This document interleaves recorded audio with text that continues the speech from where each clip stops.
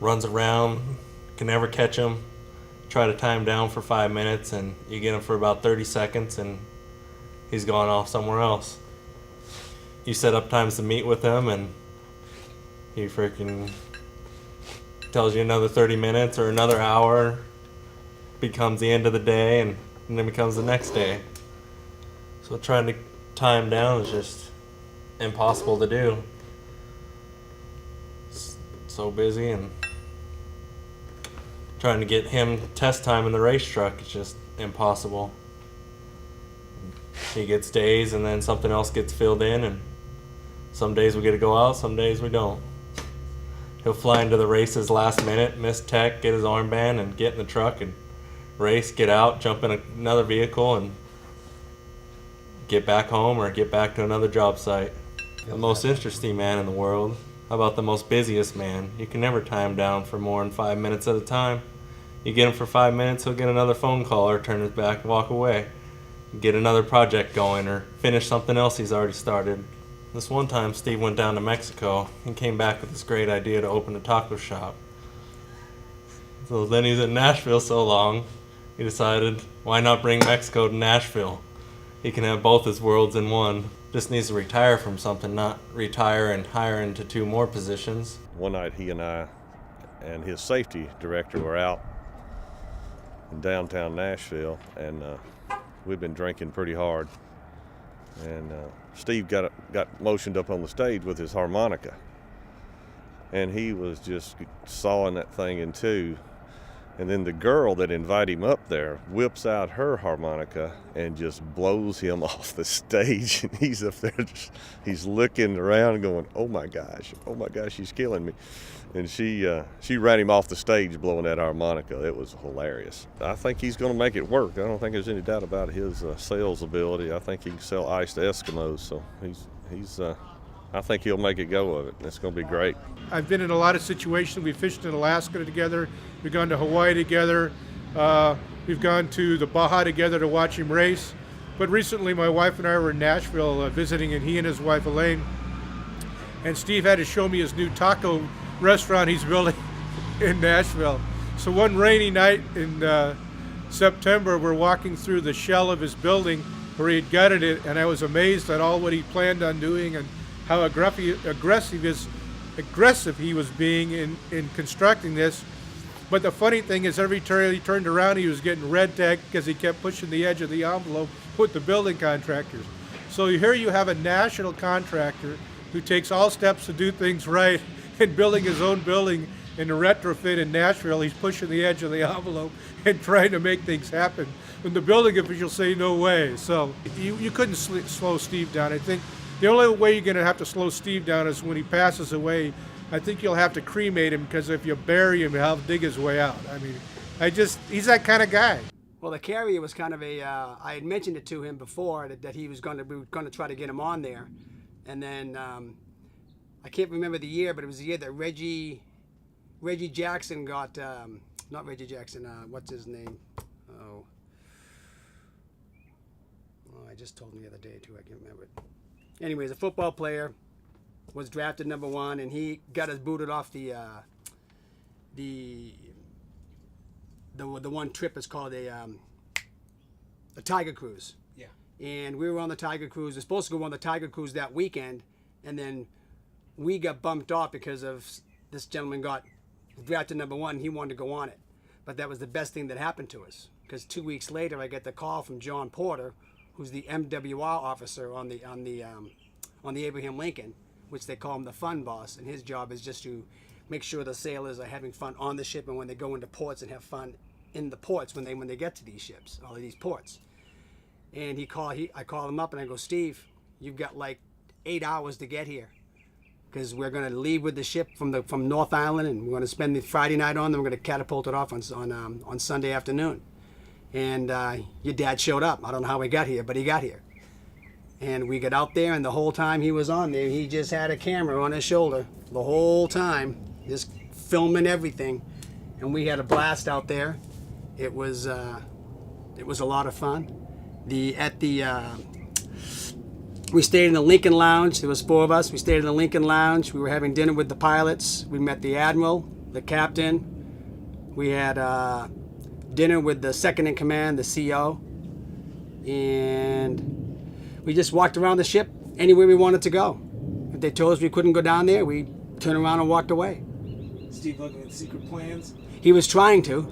He was trying to. We were in the, I guess, the second bridge, I'll call it, but you got the bridge where the captain is, and then there's another bridge right below it that's pretty much similar to the one up top. And Mr. Porter walks us in there, and your dad's got the camera on his shoulder, and he's walking around and taking all these pictures, and these seats stand up about this high compared to this one. The seat's up like this. And there's this guy sitting in the seat, and John taps me on the shoulder and goes, "Hey, let's get out of here. You know, we'll come back later." So a bunch of us leave, and I turn around, and there's no Steve. So I go back up this one ladder, and I run in there, and he's way over on the starboard side of the ship, filming everything still. And then this guy stops us, and he goes, "Who are you guys?" And I just go, "Keith Stringer, and your dad did not stop filming." "Steve Kovac." And he goes, "Your dad," he goes, "You're the builder from Arizona, right?" And his eyes go up, and his dad goes, "Yeah." And then the other guys come walking in, and he looks at my other friend and he goes, "Who's here? Who's here has worked for the TV show?" Mike O'Connor, my partner, raises his hand. "Whose wife is the preschool teacher?" And I raise my hand, and all of a sudden I go, something's going on here. And then he asked another question. I mean, who likes to gamble? And we all kind of raised our hands a little bit. And then I said, whoa, whoa, whoa. I go, "Number one, who are you? And how'd you get all this information?" Well, he was the admiral that was in charge of the whole fleet that was out there. And he let us sit there for hours on end, watch the planes take off from his bridge up there. It was awesome. It was just so much fun. And again, your dad had the camera the whole time. When we got on the ship, there were no planes in the hangar deck. And when we left that evening or Saturday evening, it was just full because they were going off to the war. And then we got catapulted off Saturday night, and almost had to spend Saturday night because they can't catapult civilians off at night, and we just made before sunset. So, but yeah, that was a great time walking around the ship. Just got to see all kinds of stuff. We've done a lot of things together. I mean, most of the time I've gone to your houses in Arizona. I've gone to ball games here with him. Kidnapped me. Took me down to the Baja 1000. He calls me up, he says, "Your brother's coming into town with Jeff. Take him out to dinner." So they land, I take him out to dinner, then I get a call from your dad. He goes, "We're going to be there in about 2 hours. Make sure there's beer in the cave." So we get here. Your dad and all the guys are already here in the cave having some beer. And then they kind of surround me. And Kyle goes, "Hey, Keith, what are you doing in this couple days?" And I go, "I don't know, what's going on?" He goes, "Well, why don't you come down to Mexico with us?" And I said, "No, okay, yeah, I'll cruise down to Ensenada and watch you guys take off." And then your dad comes in and goes, No, I need another driver." He goes, "You're coming down to Mexico with us." And I just said, "What?" He goes, "Yeah, I'm kidnapping you. Go tell your wife." So I went in and told my wife. She's in bed. And I wake her up and I'm like, "Honey, where's my passport? I'm going to Mexico." And she goes, "Oh, it's in the drawer up there by the front desk." And I go, "So you're coming back tomorrow afternoon?" I go, "I don't know when I'm coming home, honey. I'll see you when I get here." When is your birthday anyways? I don't know if you noticed, I kind of put my hair down like him.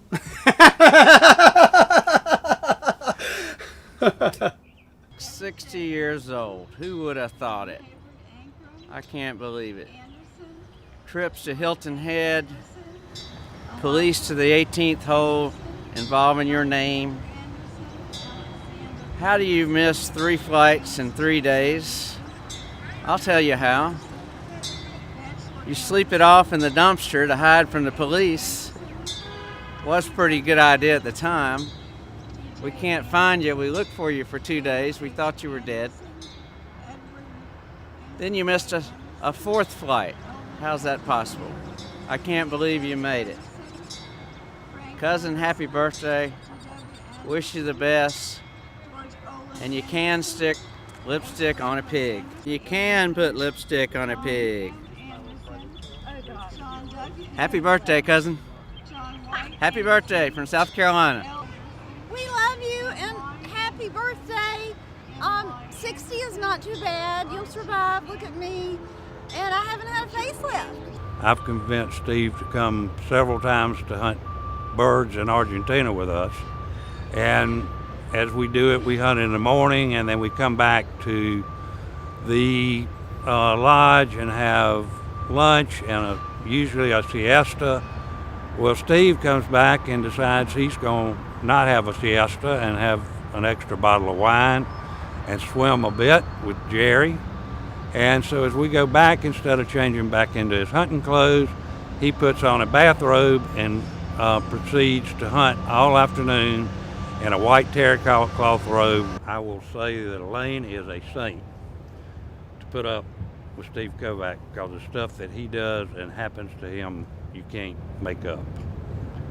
And I remember not too many years ago, he's sending me pictures of what he thinks is hilarious, which your mom comes home and he's put his boat in her sacred swimming pool and backyard, which is beautiful. He thinks it's hilarious. And then there are pictures of her who she probably still hasn't gotten over that traumatic experience. He tells me this story about where he's supposed to be working somewhere, but he's at the ACM Awards, unbeknownst to your mother. But as smart as he's supposed to be, he gets front row tickets right in front of the TV cameras, and your mother watched the show, seeing him at the ACM Awards instead of where he's supposed to be. He comes to David's wedding in Charleston, and he checks into one of our 5-star hotels. It's late at night with your mother again, and she's the subject to all this problem. And they get ready to go to bed. It's 2 o'clock in the morning. And as they pull the covers back, someone is taking a dump in the middle of their king-size bed. A real dump. And to this day, he's not so certain that my brother Bob and I did not have something to do with that, which we will neither deny or confirm. Let's take it back to the 1980s, and we're all at Myrtle Beach, and we're having a get-together at a rented beach house, and lo and behold, we're out at night on the beach shooting illegal fireworks. And let's see, you and Bobby and Rick are out on the beach, and Bobby sees some lights coming down the beach, and they get closer and closer, and somebody says, well, that is the Myrtle Beach police, and everybody knew this was an illegal operation to be using these firecrackers. So Bobby and Steve go running for the beach house, and they fly in there, run right by Aunt Jane, climb under one of the beds to hide. And who's out on the beach still that doesn't know it's the cops coming up the beach? But cousin Rick. And so Rick still hasn't seen the cops. Are walking right up to him, right behind him. And Rick says, hand me another light. I need to light this Roman candle. And so he reaches around to grab the match from the cop. And the cop says, what are you doing, son? And so then, about that time, here comes Aunt Jane in her nightgown and her rollers, and she's out there to save the day. She tells that cop one whale of a sob story and gets these boys off the hook. So the research shows that she did save the day and saved Rick and Steve and Bobby from going to the Myrtle Beach jail that night. I'm pretty excited about some street tacos. What's his name? Steve. Steve, follow your heart. Everything will work out. It's a good investment. Steve Kovac, he's running for mayor. What do you think about his foreign policies and the stuff he wants to bring into Nashville? I don't even know who that is, to be honest. I don't know who he is. Sad news yesterday, Steve Kovac passed away. What do you think? Steve Kovac. I mean, I don't really know much about Steve Kovac, but I guess it's sad. I mean, I don't really know him, so. Did you hear about it? Yeah, I did hear about it. What did you think about his foreign policies? People were going off the chain here locally in Nashville. What did you think about it? The foreign policies as in like what do you mean by foreign? He wanted to bring crazy imports here into Nashville. Crazy? No, I mean, honestly, I wouldn't have done it. I wouldn't have Like I wouldn't agree with that, not at all. If he were still alive, what would you say to Steve Kovac right now? I would tell him that's nuts. Like I wouldn't do that. Like I wouldn't want him bringing crazy imports into my town. We're talking about Steve Kovac, owner of the Nashville Predators here. What did you think about his racist comments that he made a week ago? And it's been all over the news. Oh, I know. It's just ignorance. I mean, I have no idea where where do you get off at that kind of comment? That's all I'm saying. I would say you should go back to work on the construction field. If Steve Kovac's involved, do you want to be there? No, I don't really have an opinion on him. I just know that he made a sexist comment, and I don't know what that comment was, but I bet there was other influences involved that I should probably take into consideration before I make a judgment. Where do you? We're up top. Right here. Stack the third pans on top. You can tell that set the hotel right next to him.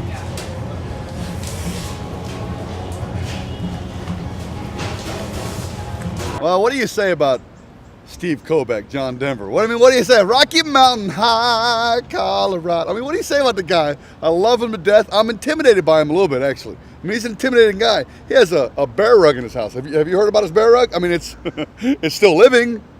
It's afraid to move, though. I mean, it ain't gonna move. There was also a street named after him in Arizona, Steve Kovac, but they had to get rid of it because nobody crosses Steve Kovac. You understand what I'm saying? I mean, this guy is amazing. He punched a horse and it turned into a giraffe. I mean, when I grow up, I want to be like him. I don't know if you understand what I'm saying. When he does a push-up, the earth moves. Steve Kovac, he looked at the sun and it hurt its eyes. I mean, it's just, you know what I'm saying? He's one of the greatest men I've ever met. As a matter of fact, how we met. We were at a camp in California. Now, he comes in there, and he looks like John Denver. I said, hey, can I get your autograph, man? He said, no, I'm not him. Okay, appreciate that. And we hit it off right off. It's like we had a kindred spirit. Now, I've only seen him a half a dozen times in the past 20 years because I don't know what happened, maybe 15 years. But every time I see him, it's like we know each other. We've been best friends forever. I don't know if he has that kind of impact on everybody, but it's the way it is in my life. I mean, I love the guy like he's my father kind of thing. Or actually, he's 60, or Methuselah. I don't know. All I'm saying is, I don't know how old he is, 969. I'm just saying, does he need to use a walker? I don't know. I'm just saying. Steve, when we met, we hit it off. I met his son at that same camp. We kind of hit it off there, too, as well. And he had to leave. He had a brand new truck. Brand new truck. It still smelled brand new. I said, is this your truck? He said, yeah, well, I drove it from Arizona. So he's going down the mountain because he has to get back for some work deals. His truck lights all come on at the same time. All of them, flash. And his truck catches on fire. Brand new truck. He says, okay, turns it, stops it, gets on the side of the road. He figures, puts the fire out, the fire goes out. He puts it back in drive and drives back to the camp. He comes up to me and says, I think the Lord wants me to stay a couple more days. So because he stayed a couple more days, we hit it off. We did everything together. The Spirit of God fell on that camp. Steve and I we were great friends from that point on. He gave me a t-shirt. Now this is how much I love this guy. He gave me a t-shirt, a double X. You shut up about how big I am. You shut your. He gave me a double X. I sleep in it maybe, I'm going to say a third of the year. Every time I put it on, I pray for Steve Kovac and his company and his business and all the different things like that. And it's so much fun because every time I put it on, I see his face in front of me. He is a great, great man. I love him to death. So some people, they grow up, they want to be like firemen or they want to be like the president or, and I figured out at like a young age, I want to be Steve Kovac. He's the coolest dude I know, right? So I've taken a couple steps to try to become more like Steve Kovac. One, the flat bill, obviously. And, starting to grow the hair out a little bit. I think it's looking pretty good. And just once in a while, just kind of learn to play the harp, just pull it out. And so it's, it's like, that's what I'm kind of doing. It's kind of what I'm going for. So I'm here doing taco shop, Nashville. It's pretty awesome. Just hanging out. Gonna open up today. I'm pretty excited. And it's just I spend as much time with Kovac as I can because obviously he's the man. You know what I mean? So I'm excited about it. Steve brought me out here. It was a huge honor, obviously, to come out from Virginia to move to Nashville to open. Sorry, it's a habit. Just to open up the restaurant and just kind of help him grow it and take over this town. So I'm pretty stoked. It's awesome. So This is a taco shop. We obviously spent a lot of time on it, you know. Yeah. And we worked really hard, and I gotta take a shower later. Anyway, so we got some paintings and some things here, and probably gonna have like music, disco balls, just crazy stuff going on right here, music, and then did you guys eat lunch yet? Anyway, so we got the bar. You guys come on down here. We got the bar. Yeah.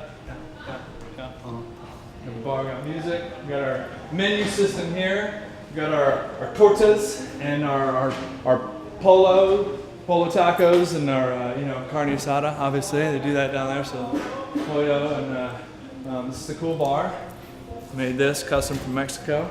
Down where I race my trucks all the time. And did you guys eat lunch? No. Okay. Anyway, so this is pretty much it, man. This is exciting. We're all stoked. We're really happy to be here. Yeah. So I came down to Nashville because I love Steve Kovac. He's like a second dad, and if he wasn't the type of guy he was, I wouldn't have brought my whole family here. But such a good dude, and seems so passionate and excited about this, and such a fun project. So I'm extremely lucky and happy to come down and work on this with him for sure. He talked about private jets a little bit, and different tax brackets and things like that. I think there was some cars mentioned, maybe some Baja races. So other than that, it's very straightforward. Very straightforward. Well, first of all, somehow, I think once every 3,000 years, a man who turns 60 has the hair of a 20-year-old. I don't know how that happens. I don't know if he's been popping biotin pills since he was in Pampers. I don't know. But so God bless him, because he doesn't look 60 years old. I think he actually gets a senior citizen discount at Sizzler now. I'm pretty sure. He might even be able to get discounted movie tickets, or even here. We might have to start a senior discount for him here. But either way, 60 is the new 20. I've never heard that. So we'll see how it goes. He's still got a lot of energy in him. So for Steve, I would say keep doing what you're doing, man, because you look young, you act young, and you're one of the coolest badass motherfuckers I've ever met. So your local state senator, Steve Kovac, on Tuesday came out of the closet. What do you think about that? I think that Sounds kind of in an uproar here in the wife. He does. That's an issue. What would you say to Steve Kovac if he was standing right in front of you right now? Go for it. You can do better, Steve.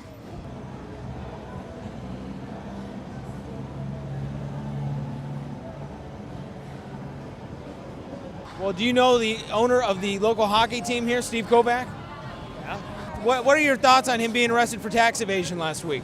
It's probably true. Well, Steve Kovac says he wasn't crooked, he was straight all the way. He's crooked. I guarantee you. Well, he was Obama's campaign director. There you go. Have you seen this taco restaurant over here? No. We don't work for the taco restaurant. We work for the local I thought it news. was a pita pit. They found Jimmy Hoffa's body in there. What are your thoughts? I'll pass. Who's Jimmy Hoffa? What are you? You never know what's going to be ground up in those tacos. But you So- need my signature to release this. We Steve Kovac, new head of the NAACP. Huh? What are your thoughts? Oh, what? I think it's bullshit, to be honest with you. Would you guys classify Steve Kovac as a racist? No. Oldest man in Nashville named Steve Kovac. He's 112 years old. Just opened a new taco restaurant. Do you have any comments on that? Good for him, man. 112. 112. Wow. He's 113 years old today. Dang.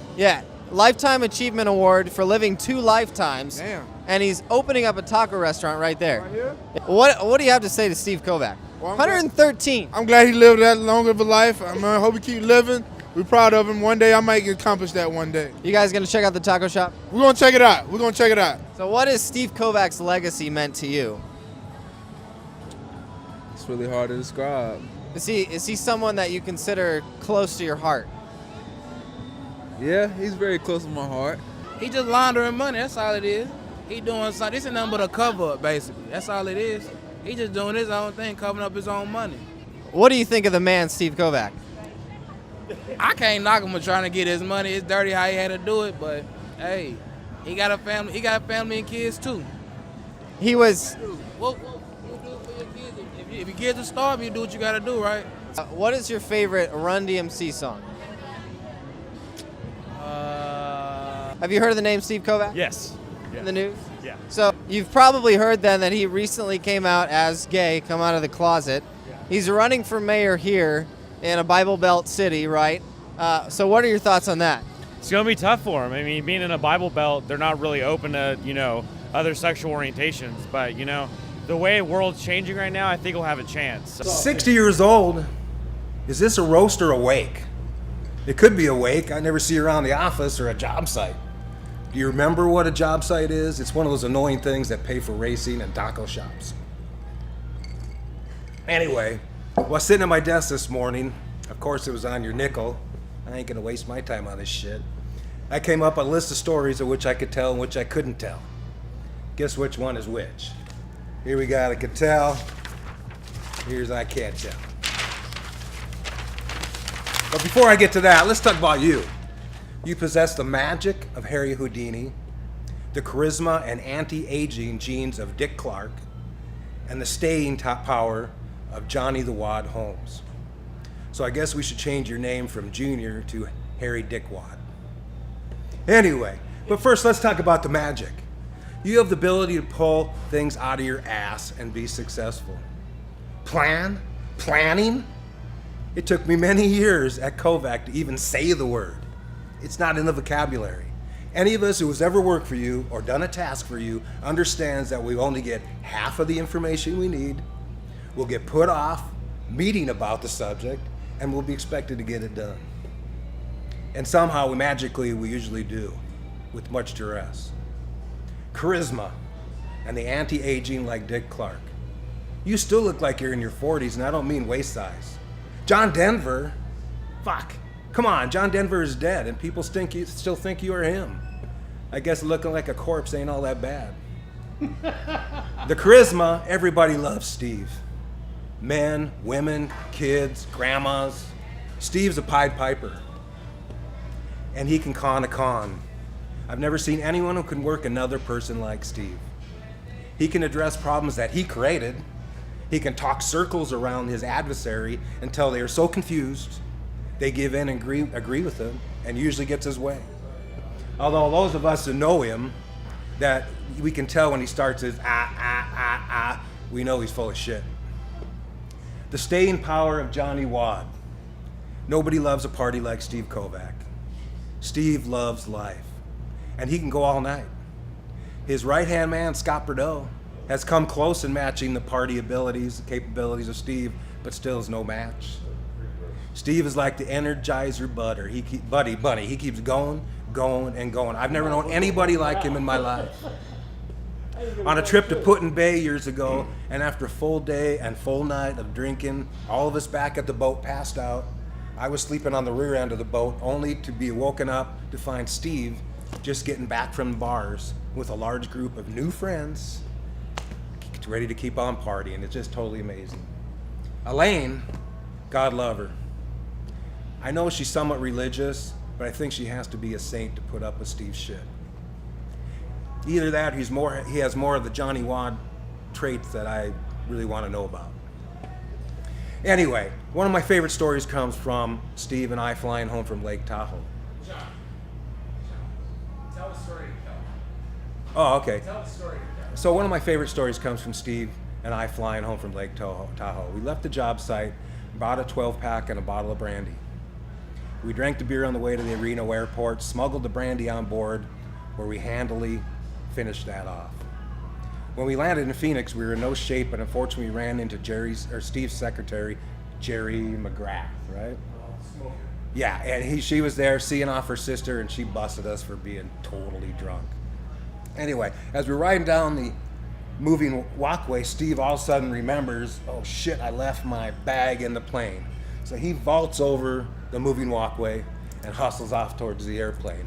Me, I try to vault over the airplane, miss sadly because I'm totally trashed, land flat on my back, going down the moving walkway, giggling like a little kid.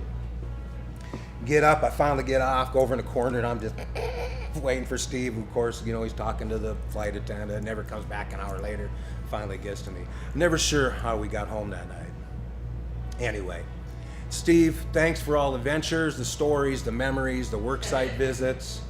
The flights from Lake Tahoe where we used to smuggle alcohol on board, and we fucked with the sleeping Scott Bordeaux by sticking cigarettes up his nose, shaving cream on his hands, tickling him, taking photos of him with flight attendants, all for the world to see, and the plane would just crack up. So, Steve, I just want to say, Big Cheese, that it's been a great journey working with you. You're one of the smartest, coolest, kindest, most generous people I've ever been in contact with. The world has not been the same in the last 60 years since you were born, and that ain't a bad thing. I hope you'll impact the world for another 60 years. Happy birthday, my brother. And we decided we're going to hitchhike down to Phoenix for some reason. I don't know why, whether his truck was broke or mine didn't work or something like that. We're going to thumb a ride down to Flagstaff. We're on the side of the road, and these two girls pick us up. Two girls pick us up. When we come down to Steve's house at, he was in Tempe here, Shalimar.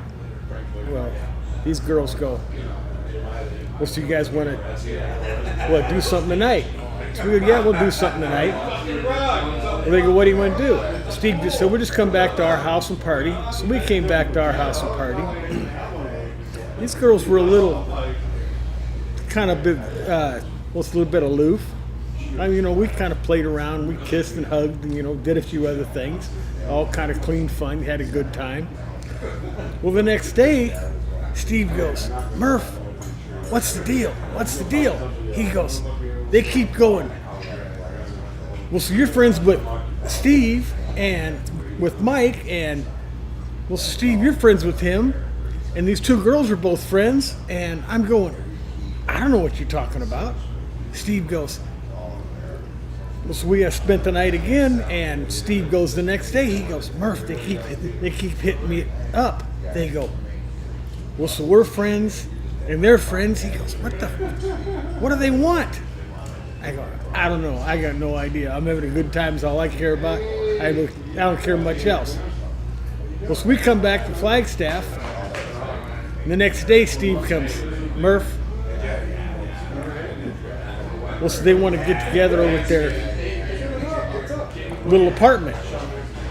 I go, that's great. He goes, no, they want to get together. We got to go get a game. A game? What kind of game? They want a sex game. He goes, I figured it out. We're friends. They're friends. They want to friend this together. They want to go in their little dorm room and they want to, do it together. I'm going, I don't know about this. Steve goes, kind of weird. Well, the story gets really kind of bad from here. Now, is this just for Steve, or is this going to be public? Probably public. Anyhow, we got this little game going, and it's like some kind of strip tease or something. It was a pull out a card and do this, and pull out a card and do that. Well, I always get the raw end of the deal. Put it this way. What I ended up with had dingleberries. Does that tell you enough? Dingleberries. Well, so me and Steve went to school up in Flagstaff. Every Friday afternoon, well, so we'd take a little excursion. We'd load like about 10 guys in a pickup, and we'd go out in the woods and run around and do something. Anyhow, we'd go out in the woods. Well, the first trip out, Steve pulls out this 308. There's guys about 100 yards away. It's got these tracers. Steve looks out at the guys, starts firing these tracers right over their head. Boom, boom, boom. That wasn't bad. Then he starts firing at them. I mean, he fired close. And you see the tracers going by somebody. You never seen guys hit the woods, the ground. They were hiding. They pop their head up. Steve would sing one above their heads again. Well, that kind of went on for a little while. We kind of all gathered back up. Steve's got this big silver 4-wheel drive jacked up truck that's got 2 antennas that almost went to the sky. He's driving this thing around. Well, Well, so one of the guys decides he wants to get in the driver's seat. Steve doesn't want to let him in the driver's seat. He's been riding the back. He's going along, hanging on the side of the truck, back and forth, and the guy falls off. He gets run over. We now got to load him up. We got to take him to the hospital. Well, the people at the hospital go, "What happened to him?" He kind of got ran over, but he's okay. Well, he just kind of floated through it. Steve gave some song story that it wasn't his fault.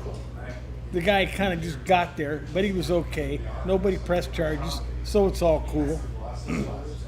Well, the next weekend we go out the same way. We're out riding around. We get the truck stuck. I think now we're in my truck. It's not four-wheel drive. Well, so to get the truck to move, what do you got to do? In the snow, you got to get 3 or 4 guys to hop on the back of it. These guys are hopping on the back of this thing. Well, one of the guys, when the truck's coming up, one of the guys is coming down, hits him right here in the rib cage, back to the hospital. For about a month solid, we were at the hospital every Friday afternoon. These girls knew us by name. We'd go in the emergency room. "Oh yeah, what is it today?" It was just another day in the park. We just went to hospital every Friday. We took someone else in. Thank God it was never me or Steve. We got lucky somewhere. And then Steve's got this grand idea. I'm in this fraternity. He goes, "Murph, you got that Jeep. Let's drive to Havasu. Rather than take the truck, we can drive to Havasu. It's got better gas mileage." We drive the Jeep to Havasu. We left at about right around 10 o'clock in the afternoon. Beautiful Flagstaff. It's in April. It's about 70 degrees. We're going to Havasu. It's all good times. We got us a case of beer. We're having fun. We get to Havasu and all's good. Well, they had this horseshoe tournament. Well, Steve played horseshoes until he lost, and I was still playing horseshoes. All of a sudden, someone looks up at me and they go, "Murph, there's your Jeep." I go, "What?" I look up. There's these long fingers of the ridges. Steve's got the Jeep stuck over on the side of a ridge. I go, "Oh my God, what am I going to do?"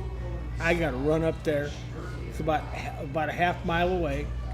I run up there, assess the situation. What are we going to do? I find some guy in a little Volkswagen that's up there, and he's got some ropes. So what we had to do, we had to tie the ropes. Well, so we got the little Volkswagen on this side of the hill, and then we got the Jeep. It was sideways on the hill, and it wasn't sideways the right way. It was sideways going this way, about to roll over. So we got some ropes on the Jeep, and we get the Jeep situated, and there's about, well, so now we got a whole crowd. Now we got, 50 people gathered around.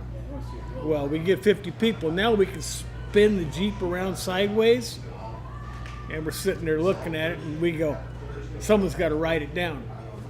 Steve stands up. "I'll write that thing down. I'll get it." Someone goes, "I got a helmet for you." He pulled this little Dinkleberry helmet out. I don't know what it was for. Steve straps it on. Steve backs the Jeep down the side of the mountain. There it went. I mean, it was an incline like this. I mean, it was straight down. How it didn't roll was a godsend. So, well, the Jeep made it down the hill. Now, well, so we're done partying there. It's about 3 o'clock. Well, it's a Sunday afternoon. And what happens now? Now we got to drive home. We start driving home. This is cool. It's 110 degrees over in Needles. We go up the hill. It's now 70 degrees. And it turned cold. The next thing happens, it's 30 degrees and it's snowing. And this is an open air Jeep. Steve and me are grabbing socks, putting on our arms. We had probably 7 or 8 pieces of clothing with us the whole trip there. We're stopping people on the side of the road to try to get more clothes to bundle up. We look like Eskimos driving this Jeep. finally one of us got back and hid in the lower spot just to kind of get out of the wind. We'd have to tag team driving this Jeep. We'd go 20 miles and we'd trade off and let the guy get warm down here in the bottom side of the Jeep and come back on it. It was just another day with Steve Kovac. They never ended. When I was in his office and he was showing me all the pictures of helicopters and putting on, the roof on Bank One Ballpark, and I said, "You're like George Plimpton." And I don't know if you know George Plimpton, but Plimpton was this guy that got involved in anything. So Steve thought that was pretty cool. So he took the book on a vacation and read it. And then he called me up one time. He's like, "What are you doing this weekend?" Which, as you know, anytime Steve calls you and says, "What are you doing?" you're in trouble. So he says, "Well, we're going to go over to San Diego and hop on a aircraft carrier and go out in the ocean, and I got it all arranged." I said, "You can't have that arranged." He said, "Sure, I got it arranged." So we end up flying to San Diego, go to the house, stay at the house, get up the next morning at 5 in the morning, and we're on the corner of like A and Orange, waiting for this van to come pick us up, right? So we got our coffees, and 20 minutes after the van's supposed to be there, the van picks us up, drives us out on the base, and we board an aircraft carrier. So we go out, and Steve, of course, acts like he owns the ship, right? He's talking to everybody and high-fiving them, and we go into all these different quarters. And, Keith, his buddy, had it all set up. And, yeah, we end up at the end of the day, we end up on the top deck of the aircraft carrier. It comes in for Fleet Week. The sailors all in their whites line the deck with their arms behind them, and we're in the parade in San Diego coming in on Fleet Week. So at the end, it was the USS Abraham Lincoln, and so at the end, the guy that's giving us the tour gives us a bunch of hats, and stuff from the gift shop. So we, of course, wear our hats. We go to the San Diego airport, and people are thanking us for our service. They're like, "God, thank you guys for your service. It's so great." And Steve, he's like, "Yeah, no problem. I'm happy to help you out here." So that was one of my stories with Steve. Just out on a normal day. What are you doing this weekend? End up on an aircraft carrier in the middle of the Pacific. Not a bad day. I got a lot of stories of Steve Kovac. Part of them are you can tell, and some of them you can't. Most of them you can't. Steve Kovac is extremely destructive. So I've got this 85-year-old grandfather. He used to host us in Bday. Sean went. Jim Tangy went. So my grandfather picks us up in his new Lincoln Town Car, and he's really proud of it. He's 85 years old. Shouldn't even be driving. Picks us up in the Lincoln Town Car, and there's about 6 of us. We all have our bags. We couldn't get that last bag in. And Steve's like, I'll get it in. My grandpa, remember that? I forgot about it. My grandpa, he's like, "No, I don't think that's going to get in. I don't think it's going to get in. I'll get it in." And he starts pushing, jumping on the trunk of this car. And we're like, "It's not going to go, Steve. It's not going to go." And finally it went, but the whole thing buckled. So he broke the hinges on the trunk on this brand new town car. So my he's 85. I don't think he could see very well. So I don't even know if he noticed it. But then he took us to his boat, and my grandfather hated people taking shits on his boat because he didn't mind if you peed on it, but don't take a shit on the boat. Walk up to the yacht club, or when you're at Bday, go up to the public docks. Don't take a shit on the boat. And they had this manciator. Remember that? And when you hit the manciator in the front, it'd be like, and it's a grinder. It's grinding it all up, and you could hear it. And he'd hit the grinder, and my grandpa would be like, "Damn it, Steve Kovac, you taking a shit in my boat again?" My grandpa's 85. He walks to the public docks, and here Steve is taking a shit in his boat. He hated people taking shits in his boat. So he was so pissed. Oh, he was so pissed off. He's very particular. So Steve would do it, and he'd do it. We were there for like 4 days, and every morning Steve would, "Damn it, Steve Kovac." So, so we went out, and we'd hit the bars, and like Sean was saying, we'd bring a bunch of people back, and we'd have parties on the docks, parties on his boat. We'd have the music jamming. My grandfather didn't know his stereo could play so loud. and he'd come up, at about 3 in the morning. Damn it, Steve Kovac, you're gonna get me arrested. You're not allowed to, play the music this loud and after 10 o'clock. And Don, it'll be fine.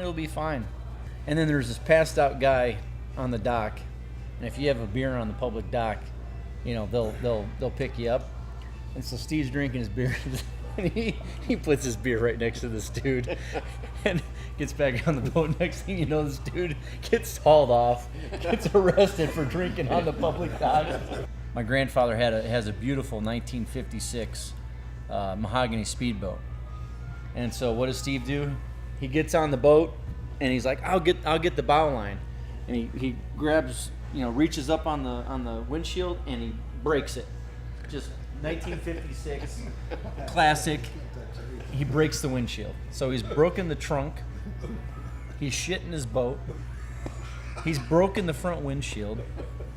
And I mean, it's just, and Steve, it's Kovac. I mean, it's just typical Steve.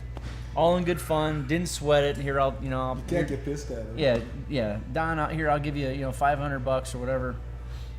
And my grandfather goes, I'm never inviting you guys back again.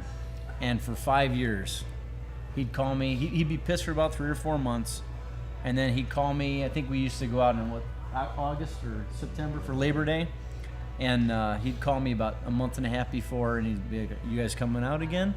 So he wanted more. Steve just has that personality that you get pissed, but you come back for more because it's always an adventure. It's okay. Me and Steve buy this jet boat. We got this jet boat. So we take it over the river one weekend. We got it over in the river. So we pull up this bar called the Sundance. It's like around 1 o'clock in the afternoon. And when we get there, there's people out on the dock. And there's tables, and there's a dance floor. So we stayed there about an hour or two, and then it's time to leave. Well, that boat of ours had a real flat spot in it. You had to kind of just gun it the right way. So we took and cast off in the boat. We got the boat cast off. We start drifting out in the river.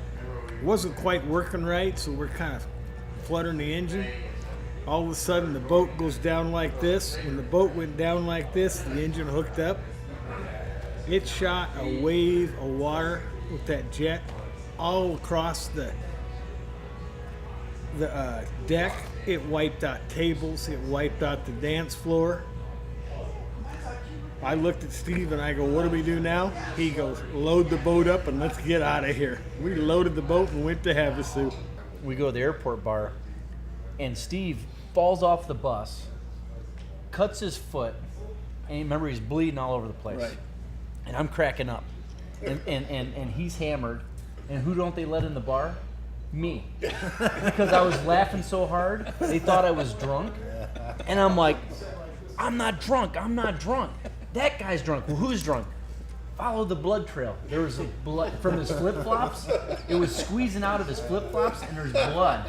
So, and then finally I had to talk the guy into it. I'm like, listen, I'm not that intoxicated, I was laughing, and I was falling because I was laughing. And in 1976, I had an airplane. It was a 4-passenger plane, and 5 of us wanted to go skiing. 5 of us best friends. So we went skiing to Tahoe. We had to refuel in Henderson, and Henderson was closed at the time. Went to another place to refuel, and then went on to Lake Tahoe. During the trip, in the 1977 airplane, this was in January of 77, I, as the pilot, was flying, and I turned it over to the right tank, because back then they didn't have a middle. They had a left tank and a right tank. So I turned it over. I was at 7 miles, and the procedures are is you switch to the tank with the most gas upon landing. So I switched it over, and about 4 minutes later, the propeller stopped spinning. Steve was in the right seat behind me. I was the pilot. Chuck Bishop was in the front. Keith Keller behind me. Steve in the second seat right, and Dugan was in the 5th seat, and our luggage was in the 6th seat as well. So I'm calling Mayday. I'm trying to get back to a road, stalled the plane, get the thing back gliding again. And Steve thinks I'm fooling around. Come on, Tay. And I've got airliners bouncing off me, telling me they're receiving my Mayday. I've got everybody on the plane, on the mic, telling everybody I'm going down. I'm telling everybody to fasten up. Steve now finally gets it, and his eyes go as big as saucer plates. And we go on down. So crash the plane. Nobody gets hurt at all. We get out of the plane. We're walking 4 miles into town. So we're in Tonopah, Nevada, which is a wayport for military personnel going from one military base to another military base. Casino in town, everything. So we asked Steve what he wanted to do, and he was hungry. So he went eating first, and right through the door comes a police officer, and he said, "There's been an airplane wreck." He says, "We're here to try to find out if anybody's seen it or knows where it's at." And Steve raises his hand. He goes, "Yeah, that was us." So later that night, we go to the casino. We are loving life. I believe that I'm probably 22 years old, so I think Steve's 23 years old at the time, and everybody else is probably accordingly. So Steve is at the craps table, and he gets the dice, and he rolls for probably a half an hour without crapping out. He made every one of us probably $2,000 that night. Went to dove hunting with Steve Kovac. We were in Cordoba. And we're hunting, and Steve is a 1,000 club member. He shot over 1,000 dove in one day. So the next day we're coming out for a second day hunt, and Steve was passed out, hangover, drinking all night long. So when we go to his room, they tell that we're leaving in 10 minutes. Steve comes out in sunglasses and a robe and slippers, and he goes hunting the whole day in a robe and slippers. And the guys all love Steve. He went last year, and I brought him back this year. And so he's sitting, we had partied all night, and he's sitting and he's laying down. He's got his shades, and one of the guys he's like, "Steve looks like a cartoon character." He's got his hair long. He was wearing a Padres jacket. He had these funky shorts. Totally didn't match at all, and everybody loved him. And he referred him as a cartoon character. He's like, "Kovac looks like a cartoon character, man. Look at that guy." And he's just chilling, just not a care in the world. He was taking a long shower at the Rio. Oh, we all just jumped him and threw his naked ass out. Yeah, we in the hallway, almost got him out. Yeah, well, we got him out. We got him out. Yeah. But he ended up grabbing a plant.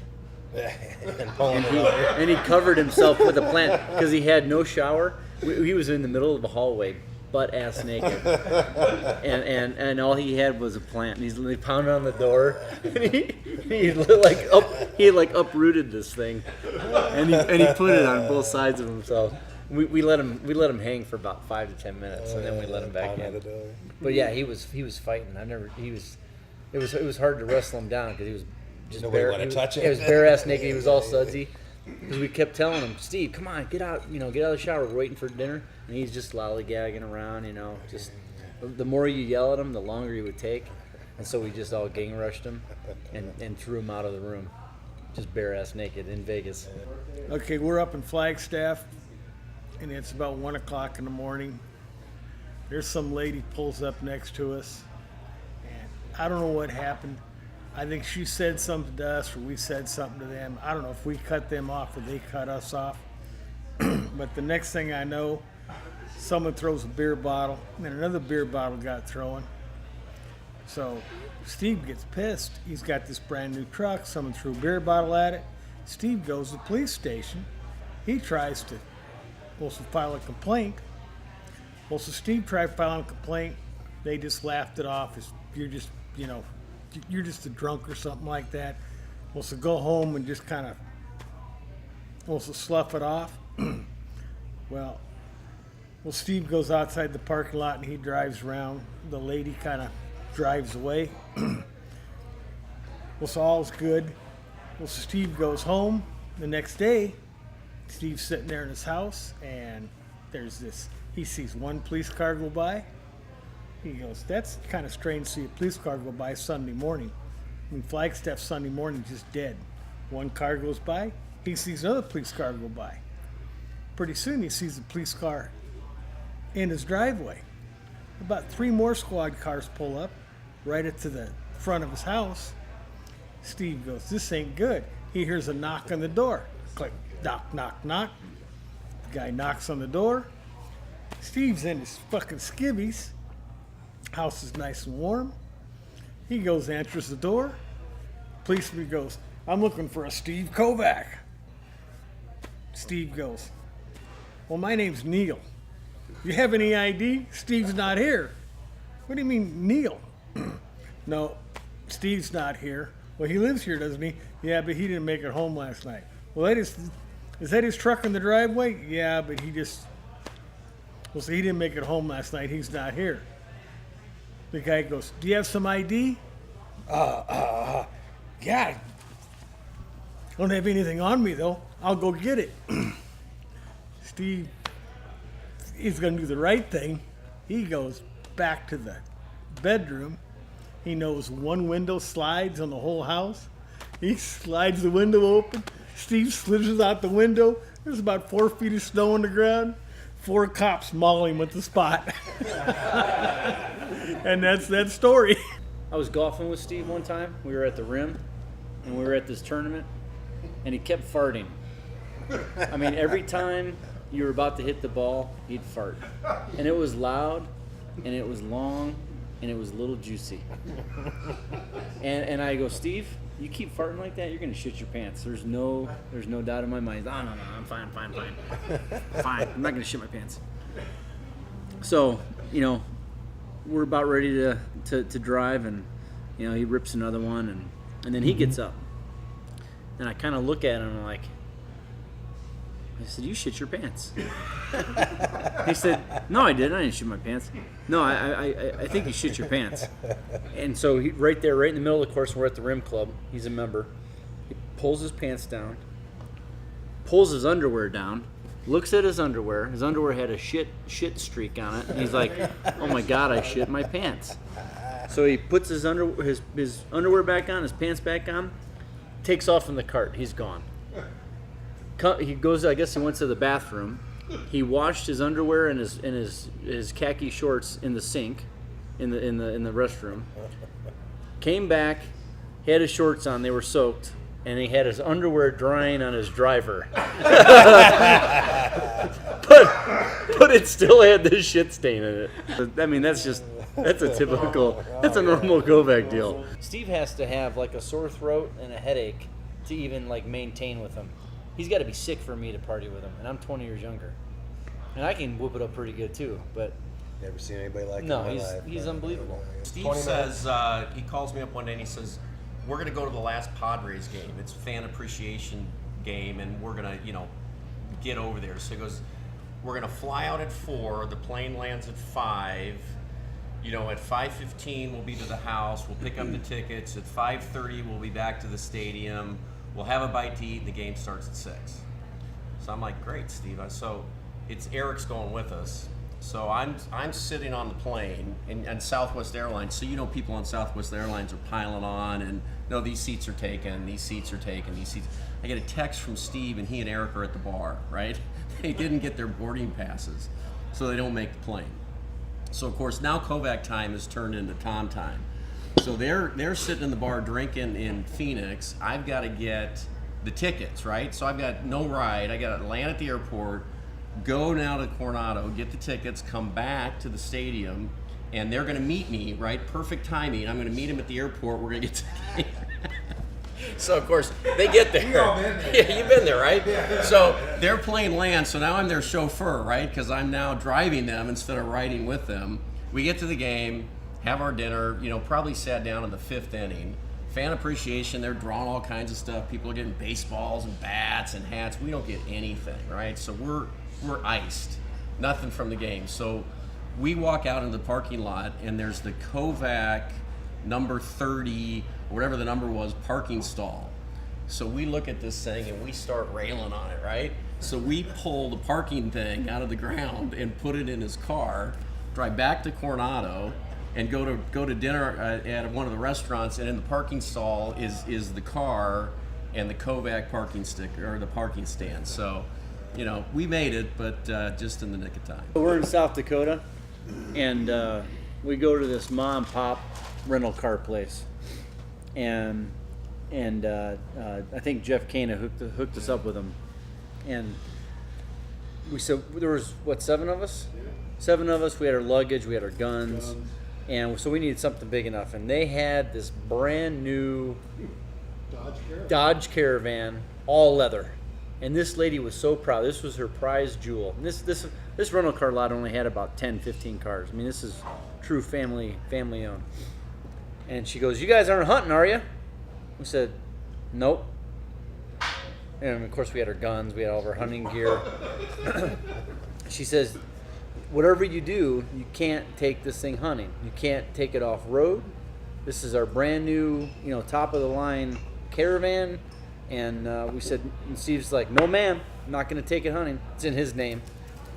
And so the next day was our first hunt. So we go to Koenig's mom's house. We're all sleeping in the basement and having a great time playing cards, whatever. And next day we go on the hunt. And so of course they don't have enough room in the trucks for us. So they're like, "Well, you guys got to drive the Caravan." We're like, "Oh shit." Steve's like, I'll be fine. And South Dakota's very wet, and it snowed, it rained. I mean, it was muddy. So we're off road, and how you hunt in South Dakota is you drive and then you see some birds flying or some ducks. Well, it was pheasant, but then we would come up on sloughs because we were getting a little crazy. So we come up on a slough, which is a pond, and we'd open so as we drove the car, we would stop, and then when it came to a complete stop, the door would open. Kovac had it timed perfectly, and he'd whip the door open as hard as he could. We all rush out, we're running through the water, and we're shooting ducks. And then we get back in the car. And so the interior of the car is after this was, 3-4 days of it? 3 inches of mud.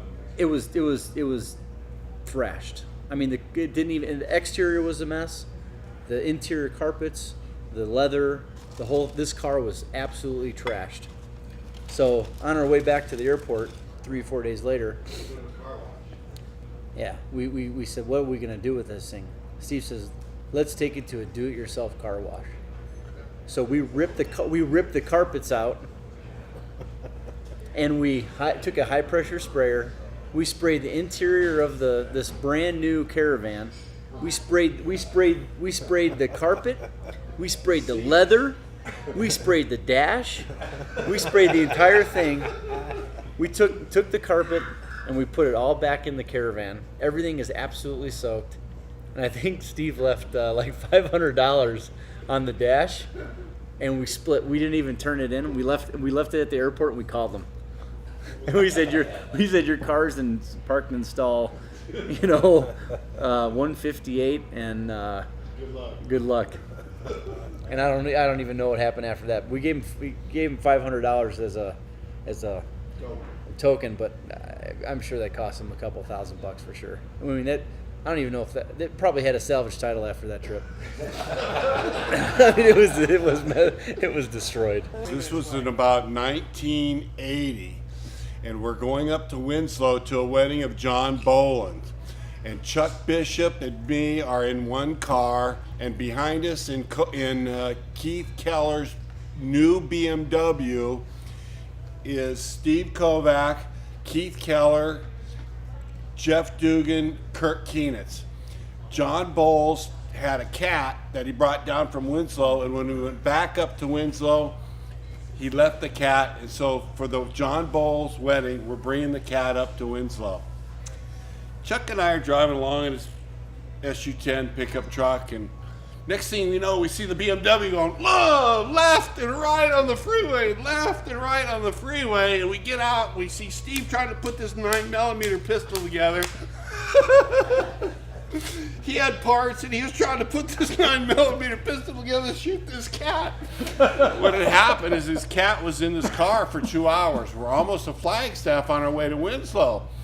And this cat was kind of moving around the car a little bit, and it jumped up on Keith Keller's shoulder, the driver of the car, and his asshole opened and shot a stream out the back end of this cat. And it hit Dugan and Kurt Keenan, and the car's going back and forth. And they're all going ballistic on this deal, and Steve's laughing his ass off, and we're going nuts thinking, what's wrong with this car? And they pull over, and Steve was playing with his 9mm pistol at the time, and he's trying to get this gun together to kill this freaking cat. So we get done with the wedding, we go home. Keith Keller, who's supposed to be here tonight, basically would come up to me and say, Jerry, go smell my car. I think I got this cat shit smell out of here. And I'd go over and go, oh! Shut the door. It was 3 months later, he'd come on over and he'd go, okay, I think I got it. So he kept thinking.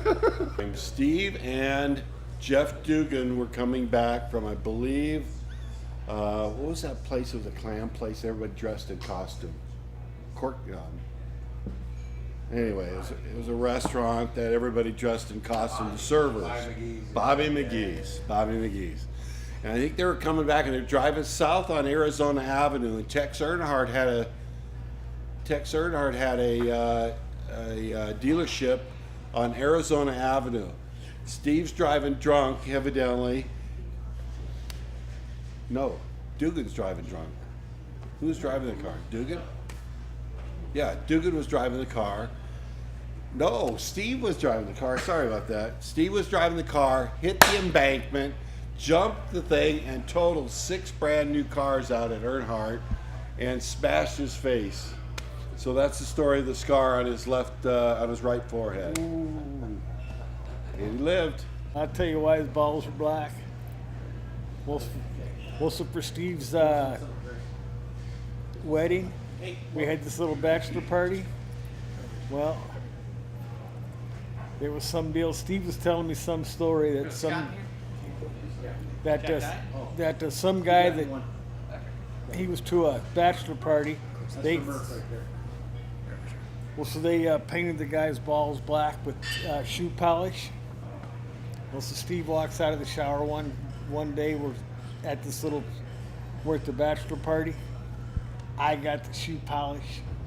Steve sees my eyes. We got 6 guys. We wrestle Steve to the ground. Start putting the shoe polish on. Steve breaks away, breaks through a window of a 2-story building, slithers somehow down without getting hurt. And that's how Steve's balls were still black. And you know what's best is his facial expressions. Kovac, he can get away with pulling the biggest pranks, and he looks so innocent. Like he keeps it cool. And me? Huh? Are you kidding me? I didn't do that. Are you seriously? Okay, so she said, "Let's just do it. The room's already paid for." Why not? Oh, sorry. Are we on? Oh, okay. All right. Steve, this is your brother Eric. We love you very much. We're all here to support you. We know you can beat this. There are people out there to help. What? That's not what this is? No. It's not intervention. That's next week. Stephanie Kovac. When I first met Steve, he was a girl before the sex change.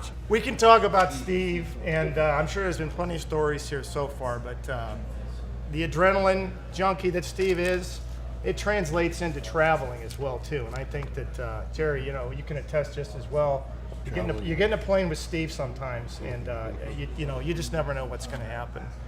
We all know about your famous story and the photos, so that legend just is right there. Took one in. Steve and I was in high school one day. He grabs me out of high school, and we're headed up to Page, Arizona. We got a big shopping center up there. We're going to go measure the job, just him and I. Going to take a day off from school. Contractor's got a plane stationed at Scottsdale Airport. All right, this is 82, 83. So we're going up there. We get in the plane with a couple other contractors, a twin engine. So we take off out of Scottsdale. We're flying. We're just taking off, and we're cruising, gaining altitude. And I'm looking out the window, and something doesn't look right. The propeller is just going bup, bup, bup, bup, bup, bup, bup, bup, bup, bup, bup, bup. And I'm looking out the window, and I'm grabbing Steve. And I'm looking, and he's looking out the other window, grabbing me, because the other propeller's going bup, bup, bup, bup, bup, bup, bup, bup, bup, bup. They're both going like this, and all of a sudden we've got nothing going on. So we're basically gliding. Sun state. And we start to glide lower and lower toward the desert out in Scottsdale, and it looks like this guy's going to go down, and he's got a place to crash land, but somehow miraculously gets one engine started again, and he gets it turned around and gets back barely on one engine to one propeller to land at Scottsdale. And needless to say, we dodged a huge bullet there. That was the first of my many travel experiences with Steve that have been white-knuckled, from getting thrown off the plane. The second one that was more memorable, I think, was we're flying into San Francisco, and we're on Southwest. We're in the crap, coming in for a landing. It's just socked in, not quite landing, but we're getting ready to go. And the girls, Steve's trying to get another drink from the stewardess there, and he's got her talked into it. And I got my drink sitting on the tray table. And she's just handing him his drink, and he's reaching for it. All of a sudden, the plane takes one of these. I mean, as hard bank as you possibly can bank. My drink literally goes off of the table, straight up to the ceiling. The stewardess goes flying, and she just flies back down the aisle. And Steve, all he can say is, "Hey, where's that stewardess going with my drink?" That's all he thought about, you know? Come to find out, there was another plane coming up straight at us. The pilot had to make an evasive maneuver, and basically said the son of a bitch was coming right at us. So it cost Steve a drink, and it cost me about 10 years off of my life, panic-wise. But it seems like that's always the case with Steve. We're either late for the plane, door's shut, or we're getting thrown off of it because he won't turn his cell phone off, or else he can't find his cell phone because he's left it in the seat back pocket along with God knows what else, wallets and whatever. But Steve, we know you love the Adrenaline Junkie. Just let's concentrate on that, on the flying, all right, and the travel arrangements. We'll make it a little bit more sane for people. Okay, the first time I've ever seen Steve Kovac speechless. Flew into Salt Lake. We got his blue Cadillac, Elvis, and it was a big surprise. Everybody knows about it. But we parked it in front of Karsten Golf Course for the annual Kovac Company picnic, and he didn't know it was coming. And so he walks out. For some reason, he started walking out to the parking lot, and I've never seen Steve speechless in my life. And he just put his hands in his pocket. He's just walking around, looking with that grin on his face. And after about 5 minutes, he finally said something. But that's the first time I ever heard Steve not say a word in 5 minutes. We're in Syracuse, New York, and we went and visited Ilhan, and we needed Ilhan, and we needed it with Morin, and we needed to get to New York City. We were supposed to take a flight, but we were snowed in, so they weren't. They shut down the airport in Syracuse, and we had a flight out of New York City at 7 in the morning, and it was probably like 8 o'clock at night. It was the last flight out to New York City. We were going to stay in New York City, fly out the next morning. So they said, sorry, we're shut down. We're like, shit, we need to catch a flight at 7 in the morning out of New York City. Sorry, it's not going to happen, JFK or whatever.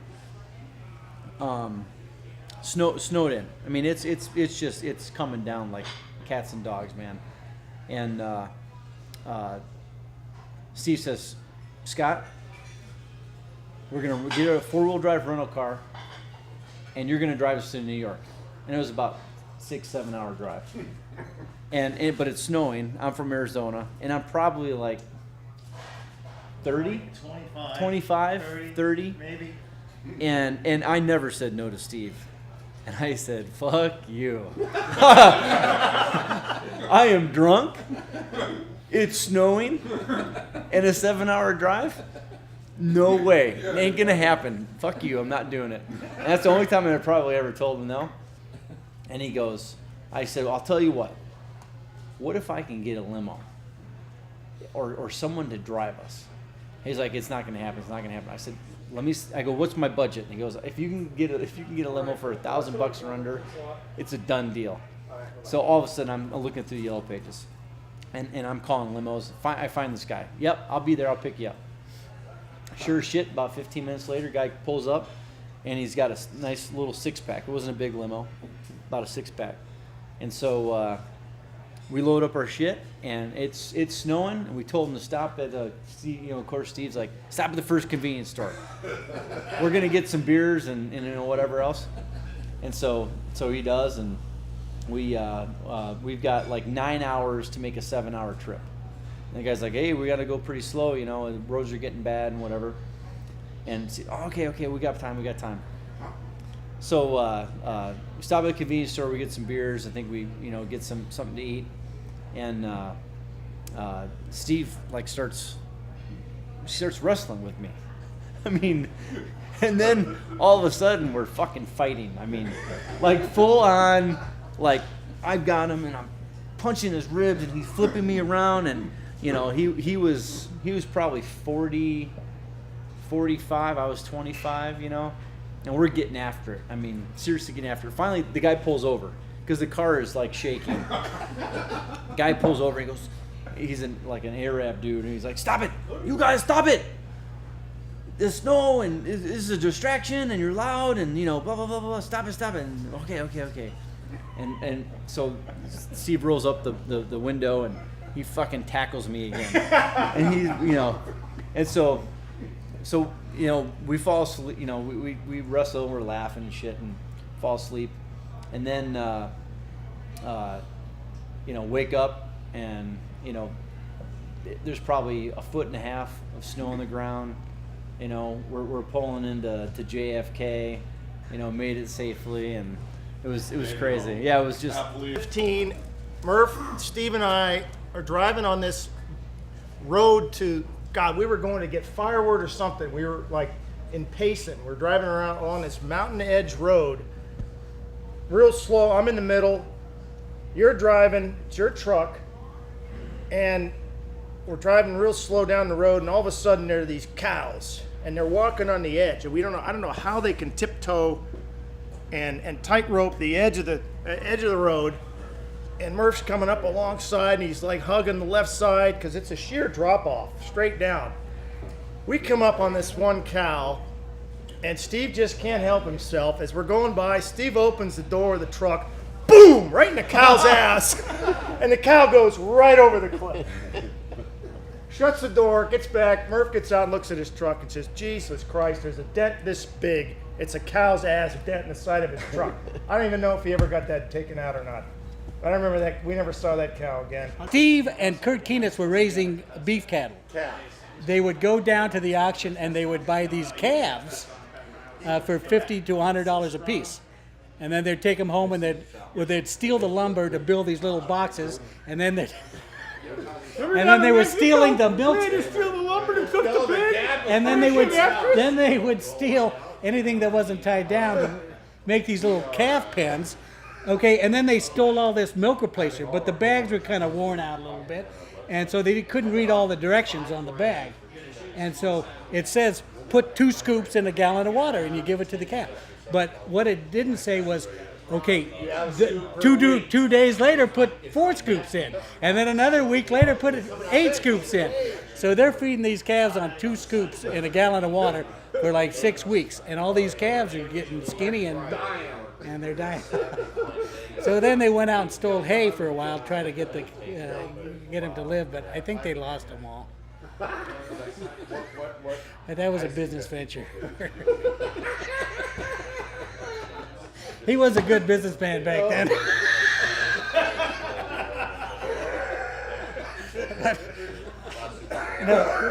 Well, we were raising these Kenina calves. They come off the dairy. And we were up all we were up all day vaccinating these calves. So we were wrestling them down, giving them their shots, and they're pretty strong calves. And we'd worked all day long. We were pretty tired. And I got a phone call from a friend of mine at the lakes. He was having a party, a Christmas party, I think. So we got cleaned up. We went down to the lakes in Tempe, and we went to this party. And it was a good party. And about midnight, the party was winding down, and we were sitting out on the grass. And Steve went and crawled in the back of the truck, in the car, and passed out. He passed out in the back of the Javelin. And so we left the party, obviously. And actually, the next thing I remember is we were driving down Arizona Avenue, and there was a big bump, and there was a street light going by the window. There was a street light going by the window of the car. As we were flying by, we flew right by a street light. Yes. Yes, we flew by a street light, and somehow Steve's in the front seat, and he's wide awake, and I'm wide awake, and I look at him. You know, it's the oh shit moment, you know. And anyway, we landed in Chandler Dodge dealership. Yeah. What happened was, no, we didn't hit the bull. What happened was, obviously, we were going down Arizona Avenue. No one was driving the car. We were going about 75 miles an hour. No, we were both in the front seat at that time. No, we were just kind of relaxing. Anyway, we probably, there might have been a little reefer involved, okay? But the car went across the center line, across the line. Who was in the driver's seat? I was in the driver's seat. There was a ditch alongside an irrigation ditch. We jumped over that irrigation ditch, and we were running along this cotton field coming into Chandler. We're not on the road at this time. We're on the cotton field farm road. It was Christmas time, just before Christmas. Well, some we don't know that. They don't always pick it before Christmas. It depends. Sometimes they pick it before Christmas, sometimes after. But it was a cotton field. The cotton could have been picked. I don't know. I wasn't paying attention. That seems obvious. Towards the end of the story. Anyway, we run out of cotton field, okay? And the town is starting. The town of Chandler. No, I didn't take my foot off the gas. The pedal to the metal. You said you weren't driving? Well, I wasn't, but well, pretty soon we were flying. Anyway, the cotton field ends, and the irrigation ditch. Back then, the irrigation ditches were all dirt. There was no concrete lining on the ditch, and the irrigation ditch made a 90-degree turn because we were coming into town. And where it made that 90-degree turn, there was a giant mound of dirt, just like the Dukes of Hazzard. And we hit that mound of dirt, and we must have missed a telephone pole by about 6 inches, because I think we went right in between two utility poles, to tell you the truth. And we hit that mound of dirt, and we jumped over an auto parts parking lot. And that's how I know it was 7 cars, because there were 7 parking spaces that we didn't touch the ground in. And anyway, we landed in Chandler Dodge in the dealership. On the front row, they had all these trucks lined up on the front of their dealership, and we landed in the side of a club cab pickup truck, Dodge, and we cut that one in half, and we totaled 3 pickup trucks and damaged 2 other ones. And I got neither one of, I didn't lose consciousness then. I was wide awake at that time. But Steve went out the side window and cut his face on one of the pickup trucks, I think. I went right up into the headliner of the car, and you needed a screwdriver, Phillips screwdriver, to get my hair out of the screw in the headliner of the car. And that's what happened to most of it. Anyway, we these two Mexicans and a lowrider pulled up. I guess they witnessed the whole thing. That's how I know how fast we were going, and Steve looked like he got hit in the head with a battle axe. Seriously, his face was just whacked, and they helped us. They got us into the lowrider and took us to the hospital. And this lowrider had velvet seat cushions and the whole thing. Steve's bleeding we're in the back, and these were really nice guys. They really helped us out. And they took us, and we're beating on. Back then, the Chandler Hospital wasn't open 24 hours or something. They were beating on the door, and they opened it up, and they took us in the hospital, and then they called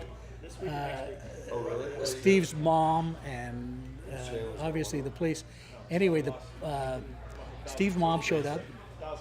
I remember her, and they stitched my head up, but then they had to take Steve and they took him to another hospital. I don't know, Scottsdale Hospital probably was the best one at the time. So they were stitching my head up, and the cop came in to interview me, and Steve's mother laid into him really viciously, get out of here, can't you see these boys had a big problem, leave them alone. It had the sheepskin seat covers on it. I remember that. He was so proud of that car.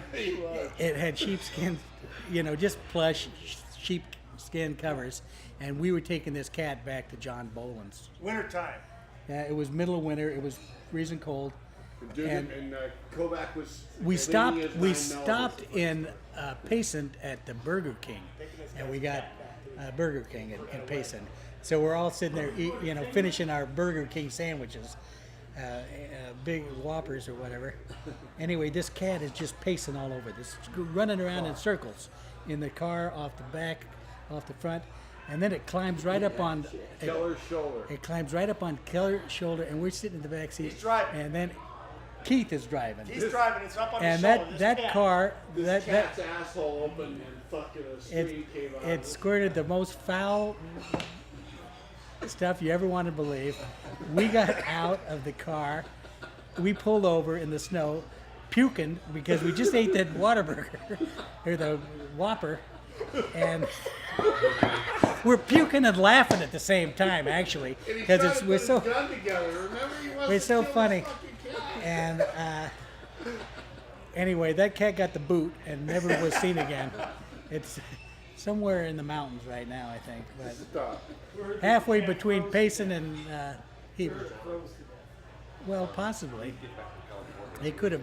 No one ever saw that cat again. What did the lady say when she didn't get her cat? And we got it there, and Boland said, "I don't even care about that cat." But he went in there to see my brother and ask him. Ask him, if he could borrow a car to go get gas. I don't know. Anyway, my dad was there, and Steve brought in these two girls, and my dad is a sucker for girls. He's a softie when it comes to girls. Men he would Grow up. yeah, he'd get the fuck out of here, But Steve had these two girls with him, and so my dad says, "Here, Steve," and he flips him the keys to his brand new Lincoln Continental Mark IV. Okay, it's down in the parking garage. Okay, so Steve goes down in the parking garage, and he's kind of showing off to these girls, being a hot dog, and he's got these sunglasses on, and he's down in the parking garage wearing these sunglasses, and he get in the car, come on, girls, and he puts it in reverse, and he backs up, and he spins a wheel, and he hits one of them concrete columns down in the concrete in the parking garage with my dad's Lincoln Continental, brand fucking new. I never even drove that thing. He wouldn't even let me.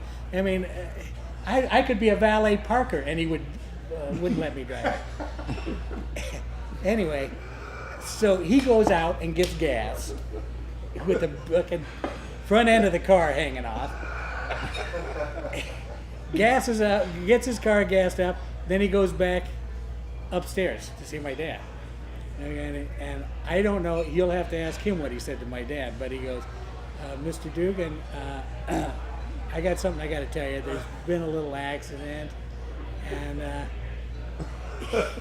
he took my dad back down to the parking garage, and my dad was so shocked. I think he slipped in some oil and fell on his ass in the parking garage. And of course, Steve got out of there as quick as he could and disappeared. And anyway, for the next 10 years, all I could see was, "Are you going to get my $500 deductible?" You know,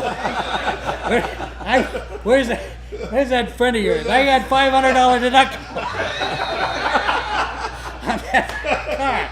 And you know, every time at the dinner table, from then on, it was, "Where's that $500 deductible?" You know, so that finally faded out after a couple 20 years, 10 years or so. Another time, speaking of $500, Steve and I. Steve worked at Motorola for a brief time. Till he burned his lab down. Well, yeah, he caught the place on fire, and they had to shut the whole wing of the plant down. But that's another story. This story is, Steve's working at Motorola, and there's all these big shots from Motorola going to have a poker game. Oh, yeah, well, let's go to the poker game with these old guys. You know, we're 21 years old. We know how to play poker, right? And so we go to this poker game with all these high rollers from Motorola. Okay, I don't have a lot of money. I check out early. I'm laying on the couch. Meanwhile, I'm watching Steve. Steve loses $500. He loses his whole wad at this poker game.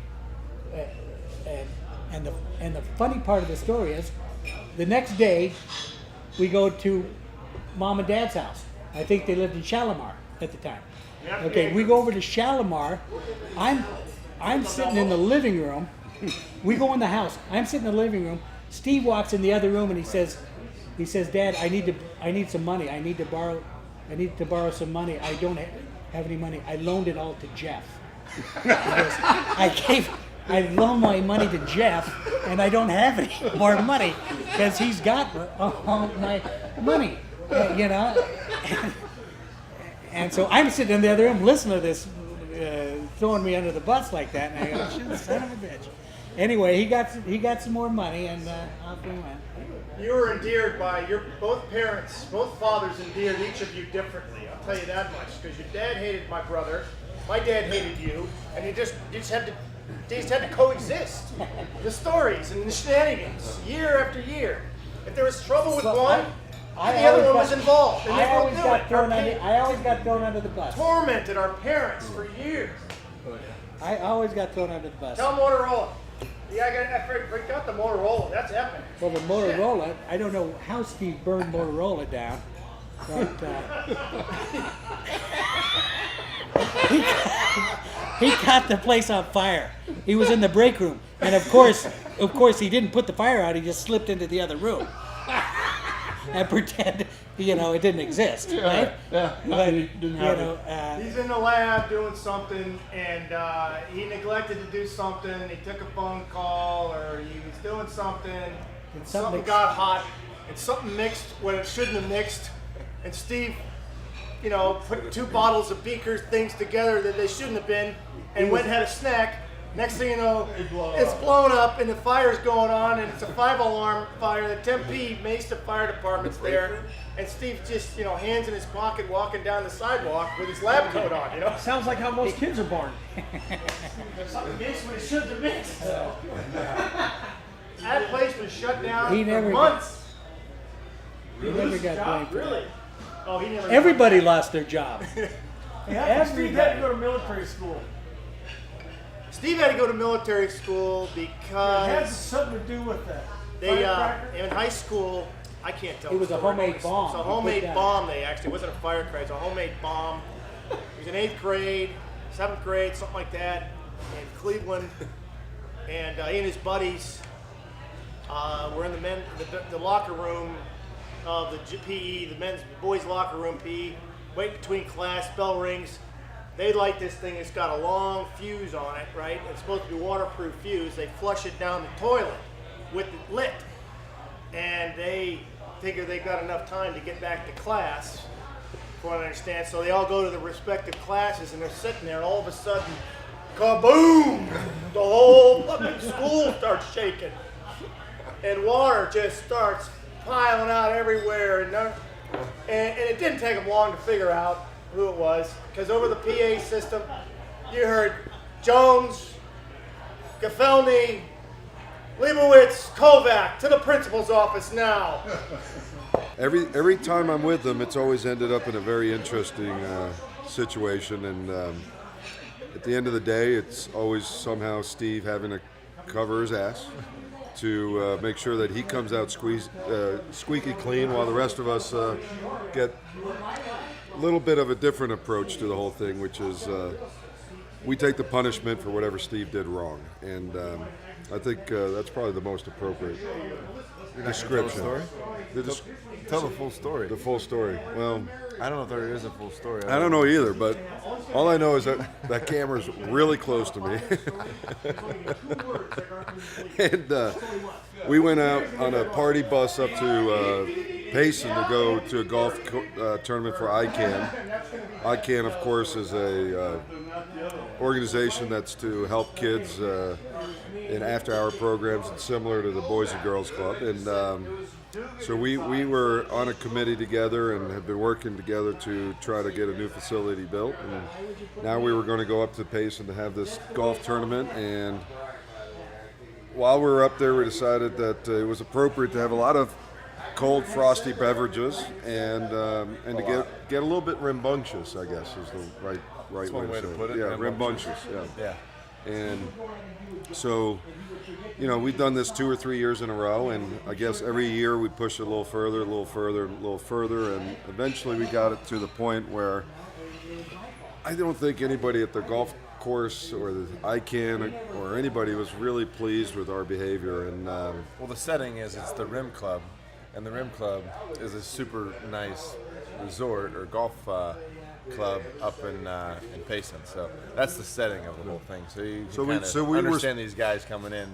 We were supposed to be on a really high level of behavior, and what ended up happening is that none of us were on a high level of behavior, including Steve and Eric and myself and all the rest of the crew. And we eventually got ourselves a little bit in trouble, and the hammer dropped. And the hammer dropped. The hammer dropped on us.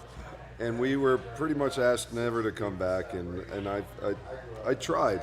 Which we didn't understand is because they expected us to actually drive on the cart path as opposed to like the fairways and the greens, and I thought that was a little strange, even though it was a charity event.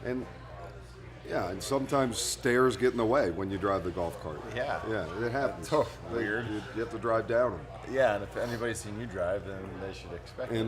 And so, anyways, we just kept building up on our reputation up there, and eventually was asked never to come back. And we tried very hard to do the politically correct. You know, we're going to protect everybody's best interest, and we're going to, apologize and work through it and see what we can do. And we were making really good headway. At least I thought so. Didn't you think so? I thought we were making really. You're going with this. It's kind of funny.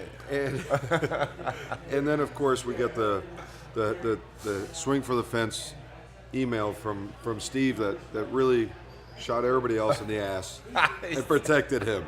And so that was a huge bus. Yeah, we were just thrown under. Yeah, we were thrown under a bus, and thank you, Steve, for that. We really appreciate it. That was really impressive. That was solid.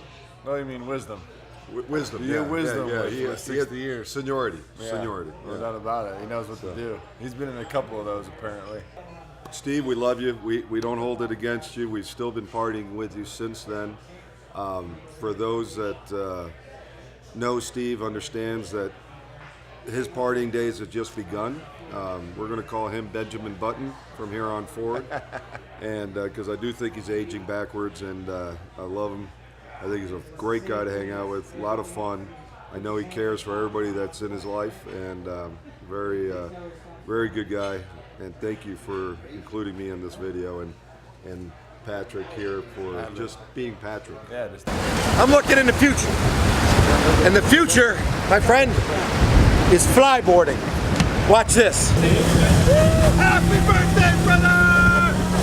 Happy birthday, my brother. Down the shot. You ready? The helmet.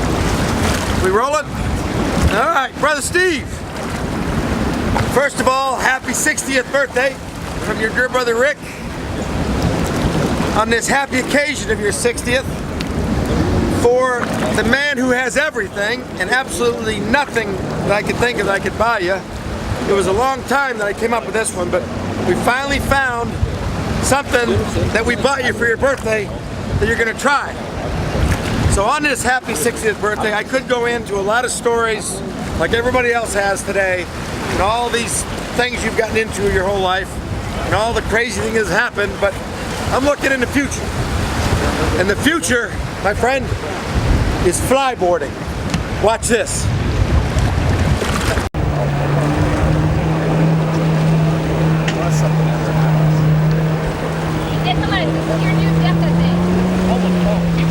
This is.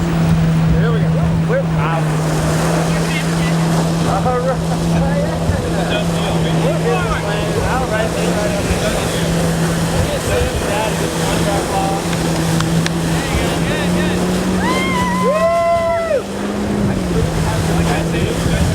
Happy birthday, brother!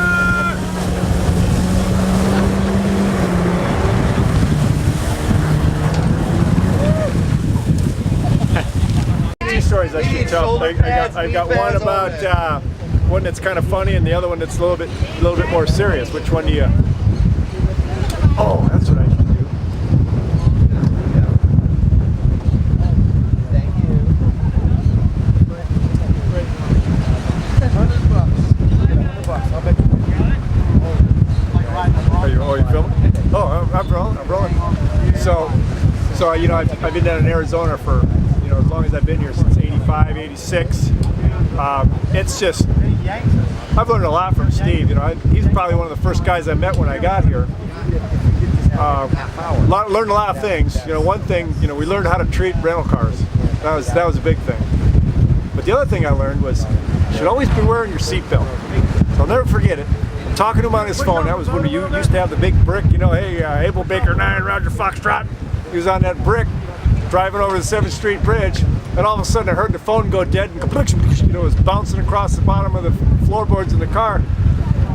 About a minute later, I hear him pick up the phone, and he goes, "Holy cow!" He said on a big letter, "If I wasn't wearing my seatbelt, I'd be sideways in the street right now. Somebody pulled out from underneath me, knocked the phone out of my hand. I had to overcorrect." He says, "If I didn't have the seatbelt in my hands, I'd have been on the other side."